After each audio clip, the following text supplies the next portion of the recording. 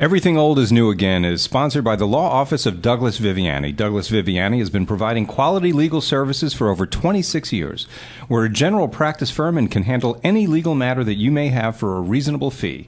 If you are involved in a car accident, starting a business, planning your estate, or need a criminal attorney, please call 631-681-1910 or email us at vivianilaw@aol.com for a free consultation. Get the justice you deserve. Contact the Law Office of Douglas Viviani at vivianilaw@aol.com. So you really believe that UFOs exist? Why? Well, I think the preponderance of anecdotal evidence from pilots, from law enforcement people, from people who've had experiences and sightings.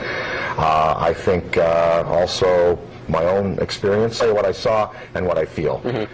They're here, they're looking at us in a petri dish, and I've got to say, the way mankind is behaving, they're probably very disappointed. Welcome to Everything Old is New Again. This is Douglas Viviani with David Cohen. We are going to examine the UFO phenomenon tonight. And actually, this is a two-part show. We're going to be doing the same or some further examination next week. That, of course, was Dan Aykroyd from Saturday Night Live. And he is a ufologist. He's an enthusiast. He loves the topic and is ingrained in it. We also have a guest here today, my brother, Dr. John Viviani. He also is an enthusiast. He's a dentist in Huntington, and he has been reviewing and a fan of this genre for the past 30 years. Let's take a serious look, if we can, today at the possibility of UFOs, and is there a reason to take this seriously? The genre started in 1947, quite frankly, with an incident that occurred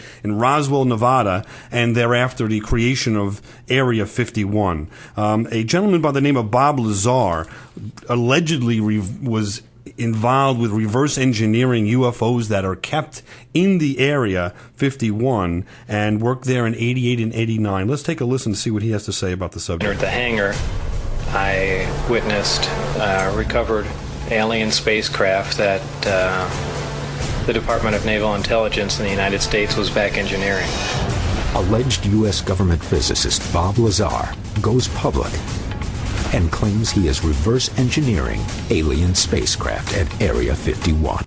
And I'll turn to the doctor here and ask him, what is the significance of Bob Lazar, and what does it mean to be reverse engineering anything?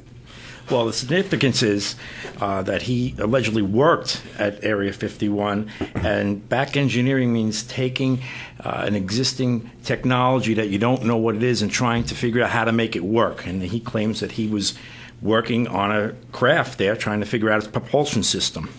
And didn't he have some discussion or some evaluation of what's called an atomic weight fuel of 115? Yes. What does that do? Well, apparently he claims that if you bombard that with protons, the atomic weight is the amount of protons in a molecule.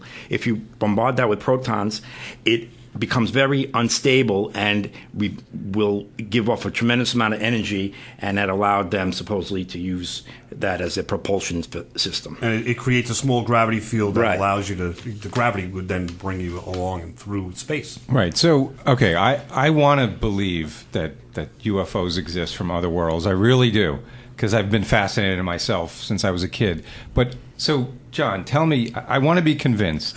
Tell me why I should believe this. So, this guy, for instance, I don't mean to refer to him as a guy, but Bob Lazar was able to do this.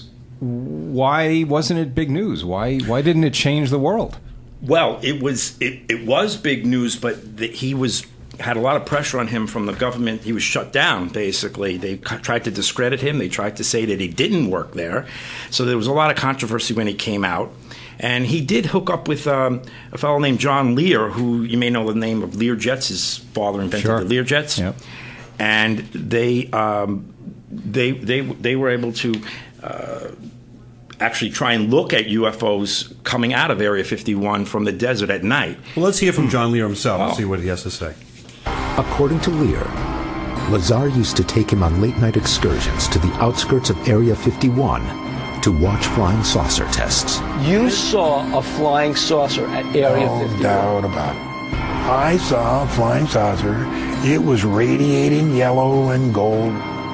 Bob Lazar told me when it was going to be there, and it was there. So that's a clip of this gentleman speaking about Bob Lazar. So, I mean, this John Lear, just as far as credibility is concerned, he's flown over 150 test aircraft and won every award presented by the FAA. And again, so he got together with Lazar and did what? What is that clip? What's he explaining? What did Lazar do with him?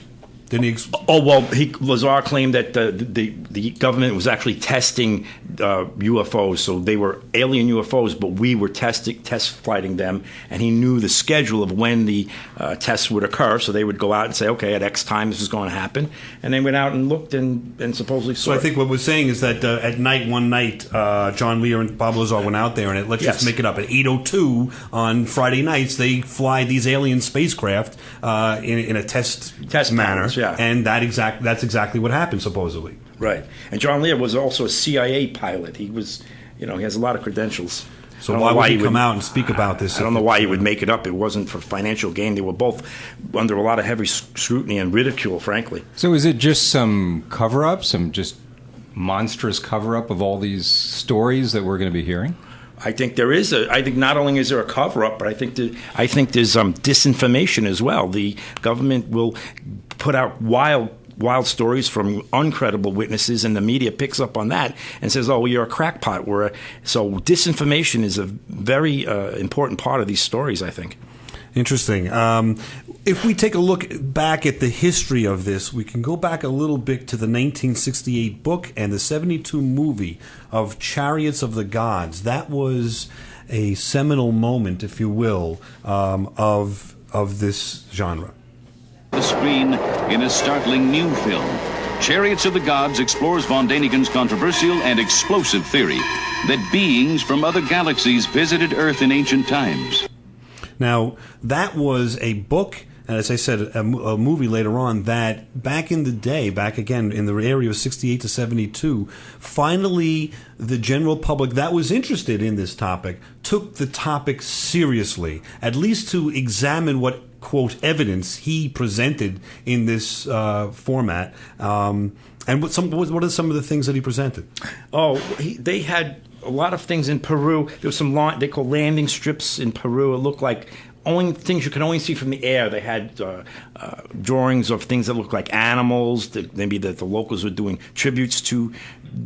What the fascinating thing was, they can only be seen from air, and they were ingrained in the ground, large structures. But now remember, though, we're talking about these landing strips, which if you look from a helicopter clearly look like a landing strip, and some message, an emblem, if you will, of a tiger or whatever it might be, can only be seen from the air. But let's go more importantly, they were built in the days of I think it was somewhere around 700-800.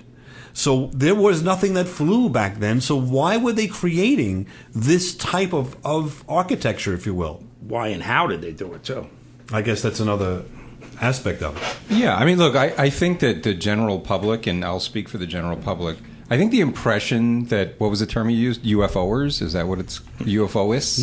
Yeah. I want to make ufologists. Ufologists. Yes. That's a new term. Get it straight. Just want to make, politically correct. I want to slur the ufologists. I think one of the bad names that you're getting is because everything that can't be explained is immediately attributed to a UFO, when there could be other explanations. So crop circles, these ancient landing strips, the first thing you hear from ufologists is, oh, it's a UFO, it's an alien. So I don't know. To me, it just seems that if there was a better explanation or other theories that were kind of, put out there, that people might get more interested in this. What do you think? Well, I think as far as the interest is concerned, you tell me, Doctor, as far as I know, if you turn on television now, and any cables, or go through your cable stations, your 500 stations you have, quite a number of stations are promoting and showing programs of UFO documentaries or of UFO examinations, the most popular of which right now is Ancient Aliens, which is a tremendous show. What other shows are out there right now? Well, there was recently UFO Hunters was a great one.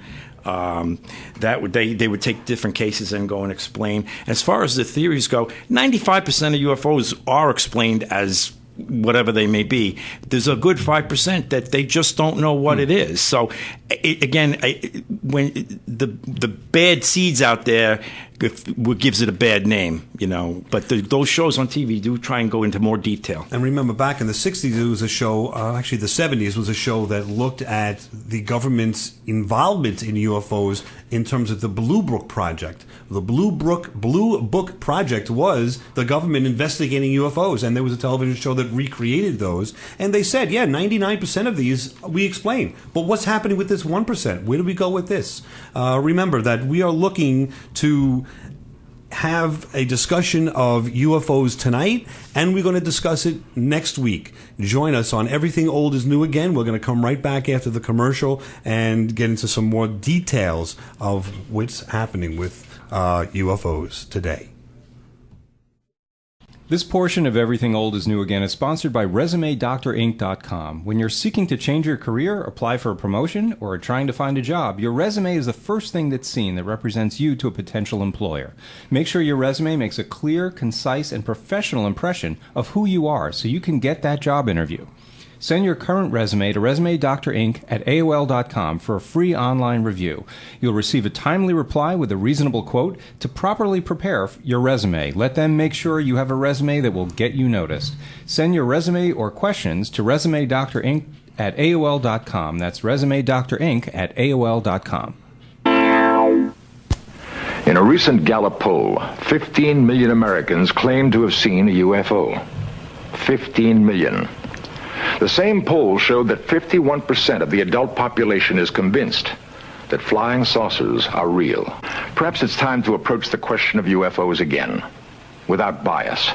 For we can only hope that if we are being studied by aliens, it is with more thoroughness and care than we have focused on them.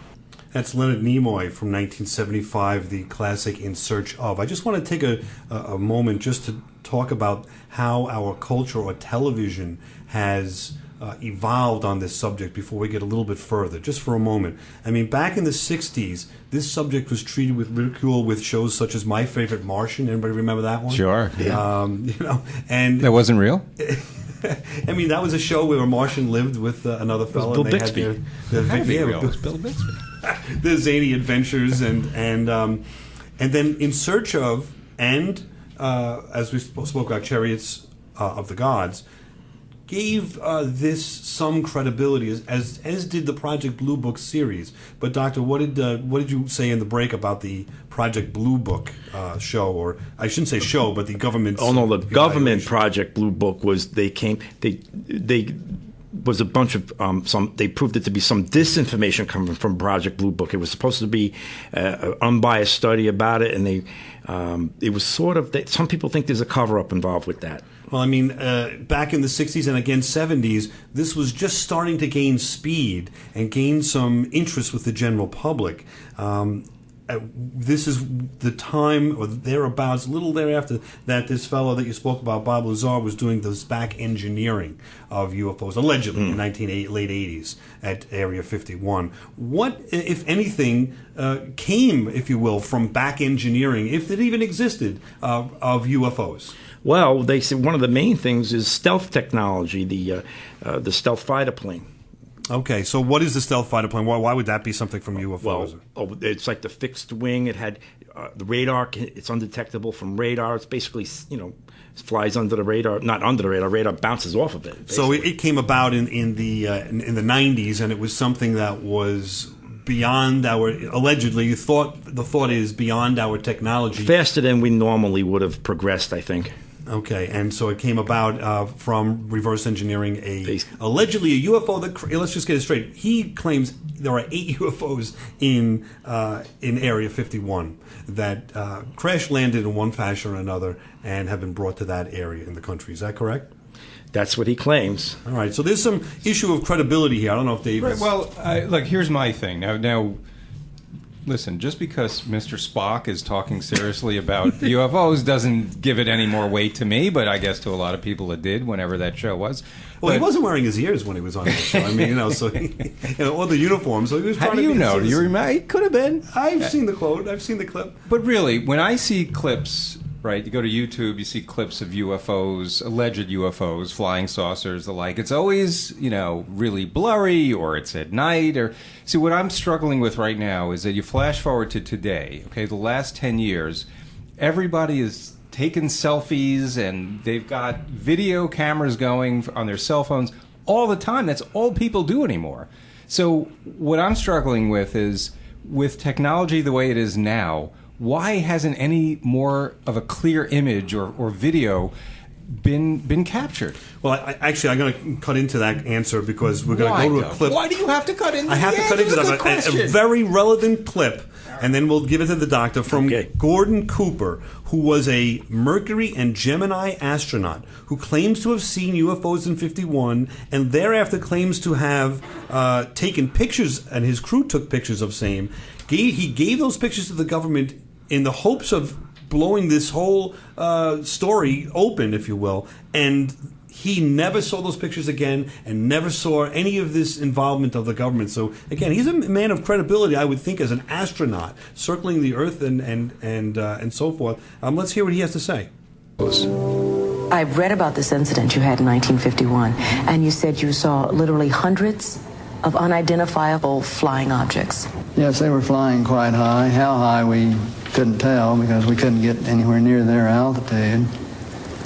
But they were either very large craft way up or smaller craft still well above what we could get to. So, I mean, this is a gentleman that's coming out. He's passed away recently, but he's came out the last 15 years of his life and was promoting this left and right, trying to get some experience, or his experience, on the front pages. And I'm asking the same question. Why does the general public not know about this? Why is the media not carrying this story? Doc? I don't. The media doesn't. They want quick sound bites. They're just not. You have to look into more detail to these stories as far as the and photos. There are photos out there that's been proven that with the technology they can see that they're not fakes, but they don't know. They can't prove what in the photo is not a fake. It could be a dummy, or it could be that part could be a hoax. But there are clear pictures out there that I don't know why are not being publicized. But you can see clearer pictures of either alien crafts supposedly, or even beings. I've seen recently. I've seen them recently. I've seen some people take pictures like on vacations, and something shows up in the background that they didn't see. And it's very, it's not like they're looking for UFOs. It's like in the background things happen. Right. Or also, what's very interesting happens is when people use infrared cameras, when those films are developed, they see a lot on the infrared spectrum than the naked eye doesn't see. So there are things out there. You have to know where to look. But and what happens? So let's say I capture one of these and I don't know what it is. What do I do? Well, you can try and there's like these hotlines you can call. You say, can you evaluate this? Like UFO hotlines, they take it to labs, scientific labs. Say, is this a hoax? Is this a real picture, or what? They can tell you that it's a real picture, but what is in it? Is it somebody setting it up or not? But sometimes there's some unexplained ones, just like the sightings from the eye, the photos. There's a lot out there. I also would say that if anyone does see a UFO out there or take a picture, contact the Mutual UFO Network. It's called MUFON. It's been in existence as an organization since 1969. MUFON. They're located in Newport Beach. They've got a website, and they've got a convention every year, as a matter of fact, something that I'd like to go to in Arizona. I'm sure you do. They actually track the sightings. They have by state, year by year, where these sightings are from people claiming that they saw them. Again, that's MUFON, MUFON. So that is it's out there. But the question then is, MUFON gets this information, let's say, presents it to who? Wait, what do they do with it then? Right. I mean, is J. Fred Muggs on the Tonight Show the Today Show, if you will, going to present this? We're not in the 1950s anymore, but those characters on those talking heads, if you will, going to present this? I think that they're going to have a problem because they're going to think, this is my career here. I'm not really going to People are going to say, this guy's obviously a nut. Forward. Right. Right. So we've got some issue on that front. Bear in mind that we're on every Saturday night at midnight, the perfect time for the witching hour for this kind of a discussion on Everything Old is New Again, Long Island News Radio. You won't believe the arguments we're having. And yes. So I have another question for the doctor, yes, if there's time. This tooth is really bothering me, and no, I'm kidding. So if let me put it to this way, and I'd like your opinion on this. So if aliens with superior intelligence, as I'd like to believe, are actually visiting us, right? I think, wouldn't they want to communicate with us? Why would they want to be secretive about it? They've come all this way, and all this way meaning, as far as we know, it's millions of light years before we can even find evidence of someone, of anything out there. Why wouldn't they want to communicate to us? And so that's kind of, if they're showing up, why aren't they saying, hey, we're here, and the lights flashing and all that? Those different theories. Theory is that they have communicated with us thousands of years ago and interacted with us, and are kind of taking, just watching us. Think about it. If they come here and they have that technology, they have to be way, way, way ahead of us. I don't think they really are interacting with us that much, maybe just observing us, possibly. They just want to eat us or something? No, I happen to feel that whatever is here is not after us. No, they're good. Although some people say there's different kinds. There's not just one species coming. There's been theories that there's many different types of species that have been here, and they all have different agendas. So, but no one's found us interesting enough, I guess. It's interesting in our culture. We've had a movie called "The Day the Earth Stood Still," and the aliens came and were destroyed by the panic of. I'm trying to keep it real here, Doug. Not movies. I'm talking about when aliens. Movies are real. Movies are a reflection of our society and how we appreciate or don't appreciate what we're talking about. And we're going to talk about. Did I say something anti-ufologist there? No, you can't. We have 3 seconds left. We are going to talk about this next week, midnight, Saturday. Everything old is new again. Come join us.